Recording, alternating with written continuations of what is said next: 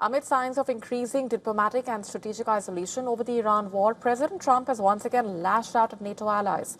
Trump's remarks coming ahead of a visit by the Defense Alliance's chief, which is scheduled for later this week. Trump recalled that he had asked, though not very forcefully, whether NATO would be willing to help. In response, he said he was told, "No, we will not help," quote unquote. However, he did not disclose who exactly he had spoken to. The U.S. president then went on to call the NATO a paper tiger and claimed his Russian counterpart was not afraid of it. NATO is a paper tiger. NATO is us.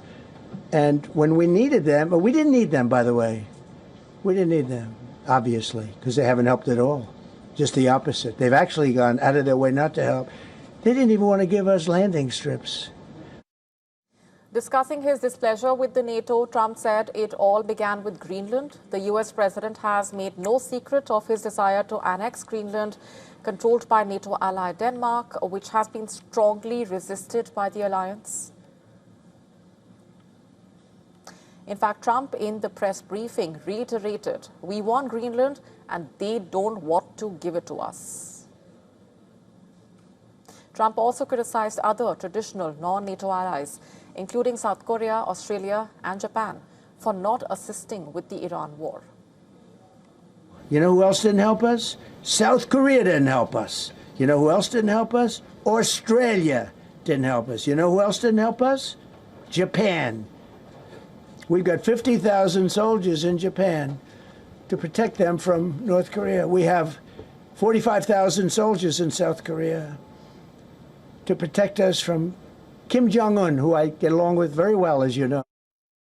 And earlier, we spoke to experts on these developments. Listen into the perspectives that were shared with us.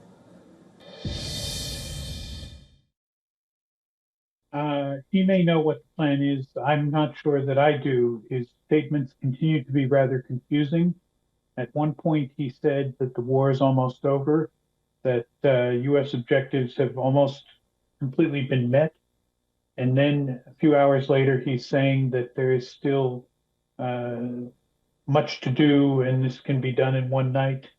And then he says that it may be 2 or 3 more weeks. So it's a continually moving set of rhetoric, and it's difficult to understand what is meant by any of it. Well, this war has been unusually unpopular, both in the US and in the US's European allies since the very beginning.